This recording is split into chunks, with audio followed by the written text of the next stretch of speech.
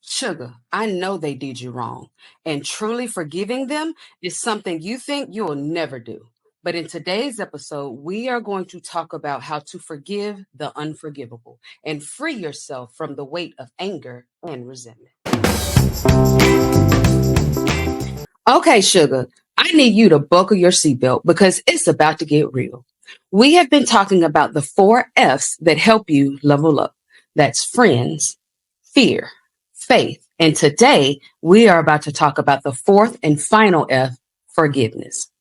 Now, Sugar, this is the one that was the most difficult for me. The one that I still got to keep my good eye on. The one that if I was getting a grade in all of them, I would have made an F in this one. Now, the reason why I told you you have to buckle your seatbelt, Sugar, is because my special guest today is the person that hurt me the most and the one that I had the most difficulty forgiving. Today on Hey Sugar, I am chatting with an ordained minister, certified family counselor, who is also my father, Pastor Anthony Hodges, to talk about forgiveness and how to forgive the unforgivable. Hey, old man. Hey, youngster. I ain't gonna lie, old man. Um, I'm feeling a little heart palpitations, even though we've talked about this in and out time and time again. Just really telling it, and getting into it. I'm feeling the feels. How about you? There is some apprehension. It's time to tell it. I mean, I told it in my book, my level of living on the levels God intended. I told it in my book, but it's different writing it in the book and having this type of conversation. So I appreciate you for just being open, to sitting down and having this much needed conversations, because I think these type of conversations really not only just help us to continue to grow, but help others, continue to grow as well. Allow me to say, Hmm. I'm honored and humbled at the same time to be able to engage with you in this format. Yeah. Even with our past, I've always looked up to you. And you've Oh, always been that one who would always go ahead and was bold enough to tell me. yes. So before we go any further into it, I want to give you opportunity to tell the sugars, who are you? I'm Anthony Hodges, pastor, as she said earlier, family counselor, substance abuse counselor, uh, chaplain, bereavement counselor. So there's a lot of variables to the meat of today. Yeah. Which the role getting to here was the one that caused the hurt and the pain. Yeah. It caused me hurt, and as you hear my daughter say, it caused her hurt. And to hear her say it hurts again because I inflicted pain on someone I love. But I'm just a man. I got faults, but I try not to dwell in my past, even though I keep those memories fresh so I don't repeat my mistakes. Let me give them a bit of context. Let me give a bit of background. Is that all right with you? That's fine. You know it's fine. All right, so I'll go first. As you can guess, the old man and I have had a very tumultuous relationship. As a kid in the 80s, I loved him with everything in me. He was the coolest guy in my world. He could do no wrong in my eyes, and I hung on his every word. When he said, "We're going to the park," or "I'm coming to pick you up, and me, you, and your brother are going to spend the weekend together," I believed him. What I didn't know was that he had a substance abuse problem. So when he wouldn't show up on Friday to pick me up, after I'd already packed my bags, when we didn't make it to the park, when I couldn't spend time with my big brother, it broke my little heart. It taught me to normalize disappointment and broken promises. And as a child, I did not have the intellectual or emotional maturity to process what was happening or why my mom was telling me that my dad wouldn't be coming to pick me up because he was sick or in the hospital. I now know that that was code for drug addiction and rehab. But at the time, I thought I was the problem because he couldn't always be sick, right? I mean, you got sick, then you got well. So him not coming around or calling me on my birthday was not due to an illness. It was due to me. And in my childlike understanding, I came to the conclusion that I was the reason why he was not coming to pick me up, that he didn't want to hang out with me, and that he didn't love me anymore.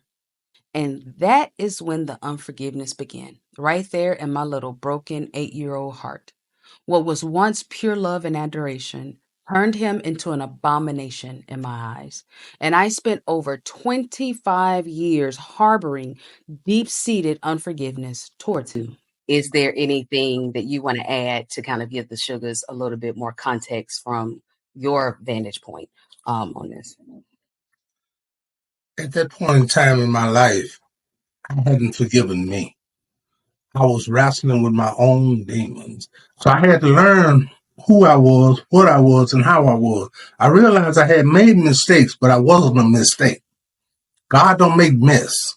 People make a mess of what God make, but God don't make mess. And I was wrestling with a person that I didn't know.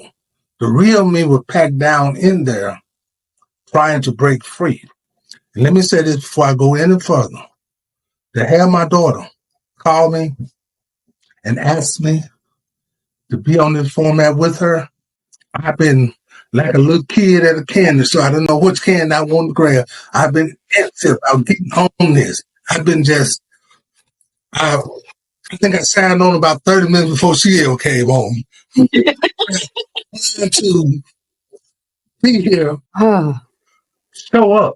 Sugar, I told you to buckle your seatbelt, didn't I? So, and I probably should have said to grab some tissue. We're giving you this context so that you can understand that all of the things that we're about to talk about about this road and journey of forgiveness, it's not just because it sounds good, we read it in the book, or because I'm a coach and because he's a pastor. It's because we've had to live this. We've had to walk this out tooth and nail. It took some uncomfortable conversations. It took some facing of ourselves and each other in order for us to be able to be right here, right now, today with you to even have this conversation. So I wanted to make sure that we gave you that context so that you can really see that the softness in which we're having this conversation is coming from a tender heart of two people that have had to wrestle with forgiveness themselves. Okay, so let's jump in. Let's jump in, old man, before I puddle over here, and let's start talking and really unpacking this topic of forgiveness. If someone would say, "What is forgiveness?" How would you define forgiveness? Forgiveness is, to me, is to totally resolve an issue. It's not saying I forgive you, but I'm holding on to what I'm forgiving you for. And every chance I get, I throw it in your face. That's not forgiveness.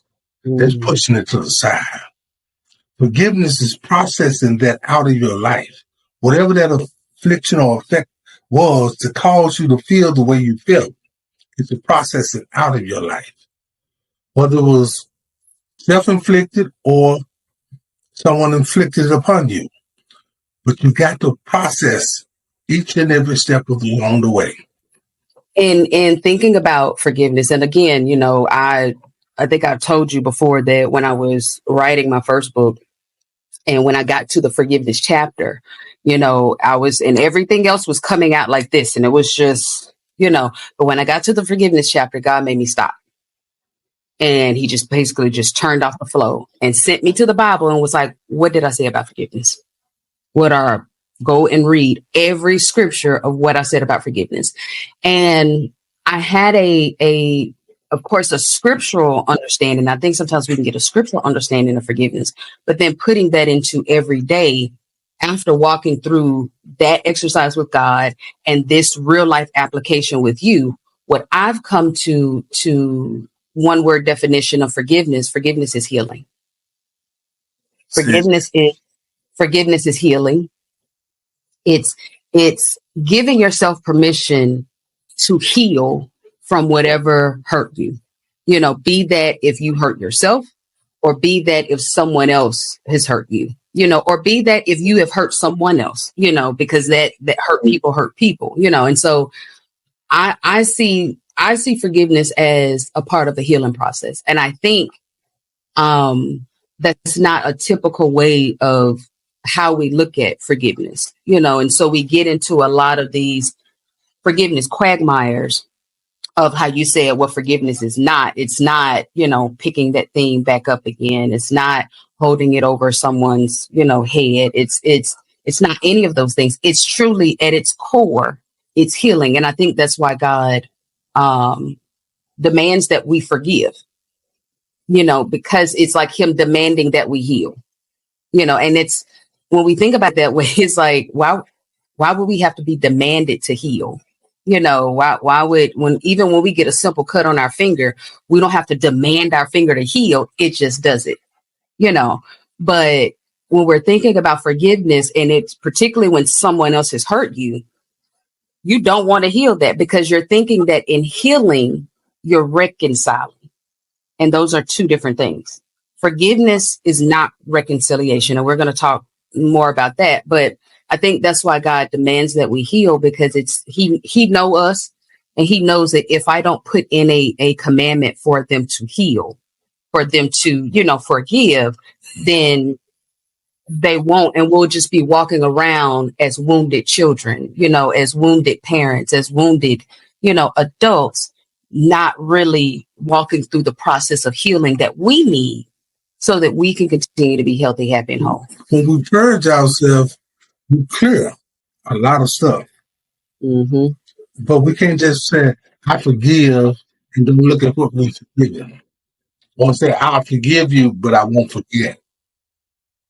What do you say? Mm-hmm. I'm gonna hold on to this. That's what you're saying.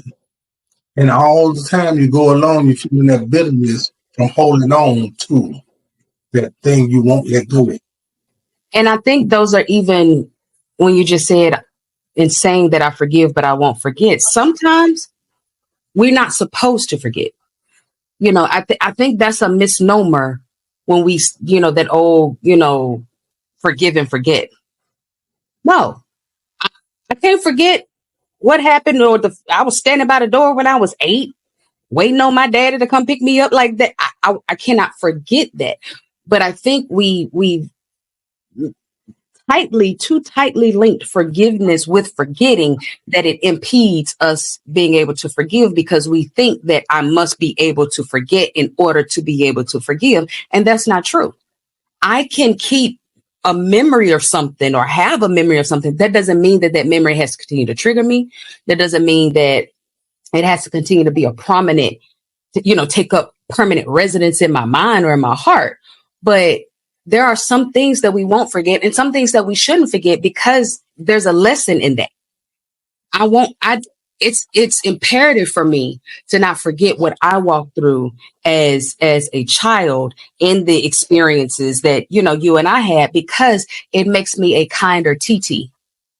I don't tell my nieces and nephews I'm going to do something and then I don't do it, because I never forgot what that felt like for me as a child, and so I think sometimes we too tightly couple forgiving with forgetting, that we miss that. No, sometimes, sugar, you're not supposed to forget, and sometimes you will not forget. You will never forget it, but you still have to move forward in your forgiveness. You still have to move forward in your healing. So in the healing part, we learn the lesson, as you said. We learn the lesson. We take the good from the bad. And in learning that lesson, we're able to move forward in our lives without being that person. Mm-hmm. We're able to move forward. Yeah. So there's a lesson in there. And as we learn these lessons, we don't throw those lessons away. And you have to forgive yourself for allowing yourself to feel the sickness that someone else inflicted upon you because they wanted you there. Let's pull at that a little bit more in terms of the idea of people not wanting you to be free. Now, of course, when we hear this, we don't think like, we're not saying immediately like, oh, somebody wants you to stay mad because they're benefiting or nothing like that. But when you look at our society today, it is rife with unforgiveness. Companies make money off of unforgiveness. The drama, the social media, who said what to whom, and the tea spilling, and the shade throwing, and the reality TV watching, and the when there's I kind of saw this early on when kind of reality TV first started. The people that were on the shows that were kind, that were peaceful, that mind their business and drink their water, they only made it like 1 or 2 episodes. The ones that was stirring the pot, that was, the keeping the unforgiveness going, they're the ones that ran with the whole season. So there is this undercurrent in our society of unforgiveness.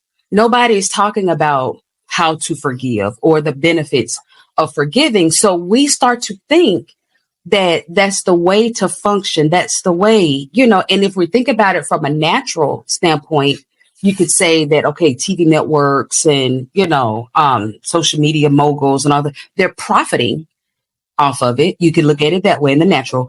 And then in the spiritual, for all us, saints out here that's, in the church, we could see it as the enemy and his dominion and his principalities. So in the natural, it's the prophet. And then in the spiritual, it's that principality and that stronghold that's keeping us in this cycle of unforgiveness so that we're not making progress. We're not actually reaching our goals. And that's why it's so important. I have it as one of the 4 pillars of the process of leveling up, because I can't get that far in my life if I'm holding on to unforgiveness. I can't. I just would not. It's like tying garbage bags around my legs and then trying to, run the 100-meter dash in the Olympics, like full garbage bags full of garbage. And then trying to, like, that's what unforgiveness is. So when you're talking about the desire for people to want you to stay in that space, that's more so we're talking about a societal construct where unforgiveness has become so popular that we don't even see it as a problem anymore. I just say it's something because you got your good thinking face on. So what did I just say? That just what you said. Unforgiveness is that barrier that keeps us from going to that place where God intended for us to go. It's the thing that holds us back from the person God made us to be. We live in a society where divisive plans are set every day. When that one didn't work on you, I'm going to try this one. That one didn't get you, I'm going to try this one. But we have to keep our eyes open. And when I'm not talking about just our physical earthly eye, like these things here, I can take these off, but I can still see. I'm talking about that eye that we rarely do we use because we're up in the world. I'm talking about our spiritual eye, where we allow God to lead us and guide us. And when we do that, things are going to look a little shady sometimes. Well, it's going to be shady. It's going to be revealed to us. It's just that. But the key to that is when you come to grip this knowledge of forgiveness, don't use it like a bat to beat nobody over the head with it. But if we get it and we use it to beat folks over the head, we just right back where we were. We didn't forgive. We stuck it. We like a car stuck in mud. It's spinning our wheels, getting nowhere. Yeah. But when we learn to free ourselves, heal ourselves, be ourselves, then we go. So let me ask you this. Why do you think it's so hard? For this is I'm just telling you, this is a loaded question. Why do you think it's so hard for us to forgive each other? Why is it so hard to forgive each other? We don't want to accept our own fault most of the time.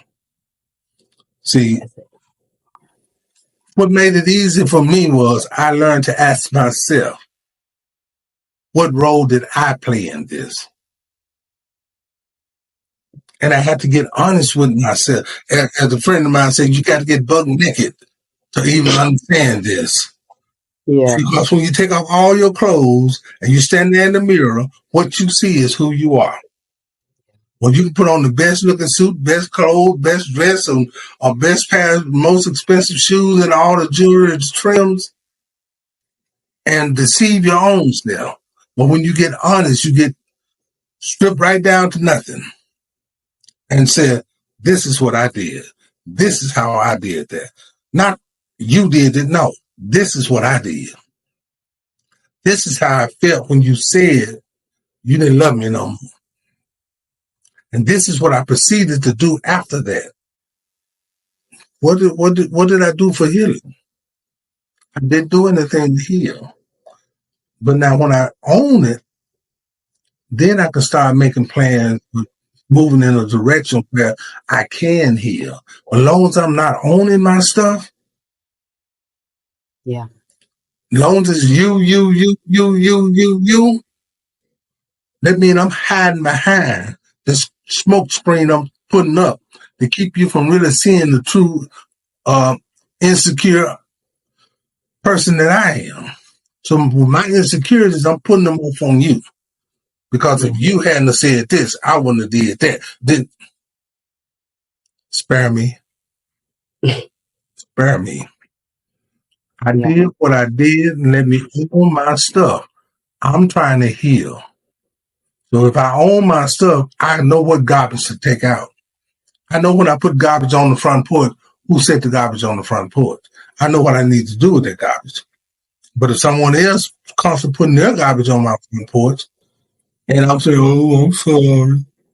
Oh, I'm sorry. But I know it's not my garbage. Then I'm punishing me. When it's not about punishing ourselves. It's about healing ourselves. As you said earlier, it's about us healing. And that's what forgiveness do. It gives us that the place to heal. Yeah.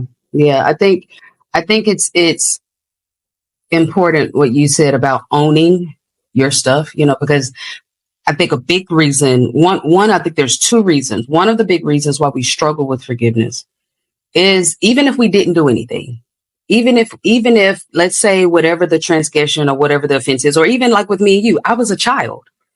So I truly was the innocent in that scenario, so there was nothing that I did wrong or could have done different or, anything in that situation. But what I learned as I got older is that I might not have done anything towards you, oh man, but I might have done something against my little cousin that I still needed forgiving for. So I think in us taking that scripture into account, we forgive so that God can continue to forgive us. We miss that because we're looking at the person who did the transgression and not saying we are also in need of forgiveness. Maybe not from that person, because maybe I didn't do anything to that person, but I know what I said over here. I know, and sugar, to be clear, we don't just need forgiving for the things that we actually say out loud or do with our hands. We also need forgiving for the things that we thought up here, or we harbored in here. Those things that only God can see, that only God knows. And so we tend to skip over those things and we quick to, oh, I'm a good person. I ain't never hurt nobody, girl. Now, last night when you were sitting there by yourself, you pretty much killed that person 5 times in your head. Those are the sins also that God is talking about as to why we have to forgive, because we need him to forgive us for those things. Because technically, if we talking Old Testament God, a lot of us would have been taken out just by the time we woke up in the morning and a thought hit our head. We gone. So we need God to forgive us for things that we don't even necessarily know we've done, transgressions that we don't even understand. So I like what you said about that and us taking our own ownership. But I just want to extend it, even if it's not in that apples for apples, scenario or with that particular person. We all have to take ownership that we all have sinned and fell short. We are all flawed. We have all made mistakes. We've all hurt somebody or said something that we didn't intend to along this journey that we call life. And we all need forgiveness. for that. So I think that's one of the hurdles in terms of, us jumping to get to forgiveness. I think the other one is an understanding that forgiveness is a two-part process. And in my coaching practice, I give my clients head and heart work, because we can understand something in our head, but we still got all the feels in our heart. And so what I see often is, my clients that are Christians, oh, I forgive them. Oh yeah, I forgive them, but it's a head forgiveness. I know I have to forgive because of what God said, but we're still harboring whatever that thing is in our heart, and we don't necessarily understand that heart process, we're dealing with the impact of it. So that's where the triggers come in. That's why when you see them at the family reunion, that thing flares up again. So it's not that we haven't necessarily done head forgiveness, but that heart forgiveness is the one that we have to walk out. That's the one that, as to why healing is my word for forgiveness, because we may understand why they said what they said. We may understand that they didn't mean that. I understood that, oh, my father, had a drug addiction and, was wrestling with his own demons, but it still didn't mend my little heart when I grew up without my dad, or I had to endure, so it's that heart process of forgiveness that we have to walk through. And a lot of times we don't want to take that journey of walking through that healing, because, like you said, at the top of our time together, you have to relive it. I have to feel that thing again. I have to invite somebody into that space, a therapist into that space, a coach into that space, to sit with me as I cry about it. As I'm good and 42, and at any moment I can turn back into that 8-year-old. Oh, my daddy wasn't here, and we have to give ourselves that space and the grace to be able to allow for that heart forgiveness to take its course, and sometimes in that process of that heart forgiveness, for it to take its course, that's where we have to go on our knees, lay on our face, and submit it to our Heavenly Father to say, Jesus, now your blood just gonna have to cover this, because I can't promise you if I see them, I'm not going. And just being real, Lord, because you said I'm fearfully and wonderfully made, and you made me, and you know who I am and whose I am. So you gonna have to come on down here with the blood of the lamb and cover me real good. That's real. And that's just a part of the process. But I think if we don't allow ourselves to go through both parts, the head forgiveness and the heart forgiveness, we get stuck. And that's where the bitterness comes in. That's where, where we once, and by the time we get to be 60 years old, we that old crotchety lady that's, because we're carrying all of these, offenses, all this hurt that we haven't walked through ourselves to heal. I know you laughing at me. No, I'm not laughing at you, because you all up in my head, all in my thoughts. Usually am. I was just thinking, because a lot of times when I pray, I ask God to unlock the doors and windows of my heart and mind. And in doing that, I'm asking Him to help me see, get a fresh breath in my heart and mind, to help so I can cleanse some of this stuff that's standing between me and Him. Yeah. And between His glory and my glory.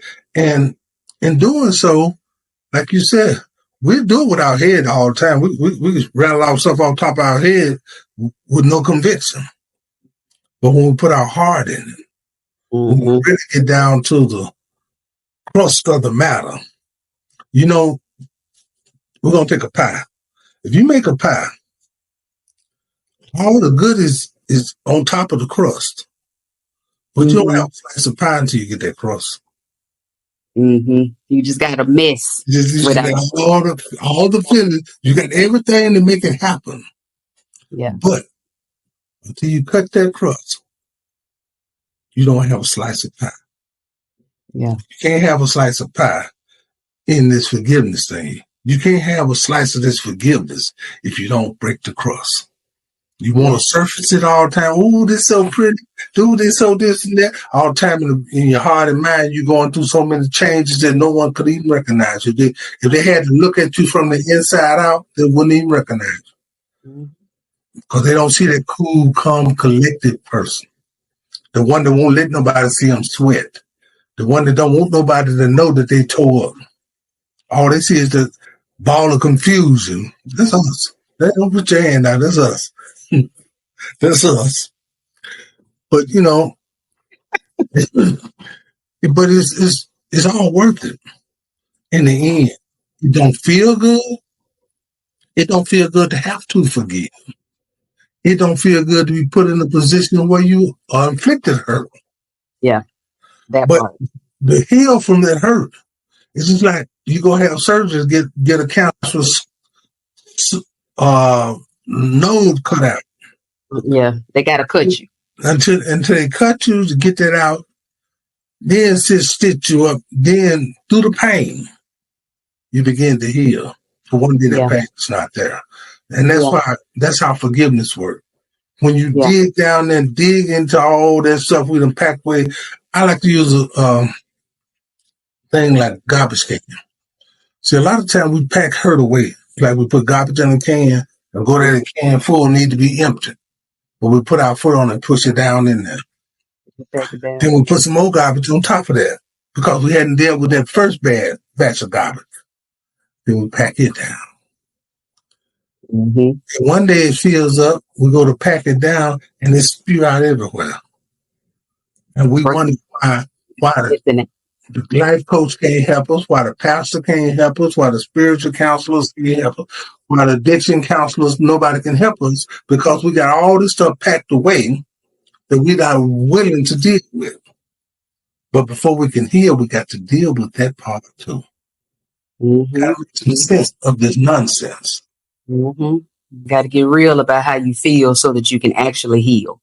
Yes, and that's what keeps you from progress. So when we think about why is forgiveness so important, how I said earlier, it's like trying to run a 100-meter dash with garbage bags around your legs. To put this in a real, transparent, example. After everything, and you and I have talked about this, but after, everything transpired with you and I, and this being my father, my first kind of imprint of what a man is and what a man does. And, now, to be fair, my granddaddy, that was my daddy. I was raised primarily by my grandmother and my grandfather. And so me and my granddaddy like this, so I still had very positive male role models, in my life and with my uncles, so it wasn't that there was a dearth of male role models, but a girl always knows that's her daddy. And there's still an imprint on your daddy. And so because of that, when I was writhing in that unforgiveness, and I felt that I had to hold on to my unforgiveness because in a way it was protecting me. It was protecting me from not only from Anthony doing what he did, the old man here doing what he did, but also from anybody else, any other man trying me in that way. So to me at that time, and I think this is another hurdle why we struggle with forgiveness. To forgive meant I'm saying that it was okay. I'm saying that it was right. It was right. I'm standing in agreement with what happened, and I'm open to allowing it to happen again. And sure, that's not forgiveness at all. Now, hear me good. Nothing about what we're saying in terms of forgiving is making any of that okay. Remember, forgiveness is not reconciliation. You can forgive and not reconcile. Okay, those are two completely separate things. But that was the definition that I had. So I was unwilling to forgive because I did not want to be hurt again. So as I was dating and meeting, guys, and I had a couple that I was like, oh, he's so cute, he's so nice, but I was giving them the Heisman stiff on. You got to stay over there. You can't get too close to me. You can't, because if I like you too much, you could stand me up for dates. Because I knew what disappointment was. I knew what heartbreak was at a very early age. So my unforgiveness towards my father impacted the way that I interacted with and how I loved the other men in my life. And I tell people all the time, if I had not have dealt with the unforgiveness that I had right here with him, I would have never been able to marry my husband. Don't go anywhere, sugar. It's about to get real. Be sure to tune in next Tuesday so that you don't miss part 2 of Forgiveness, How to Forgive the Unforgivable. In the meantime, if you've missed the other episodes in this series, I highly recommend that you watch the first video, Friends, Foes, and the Frenemies You Need to Cut Off. Thanks for watching, sugar. See you in the next video.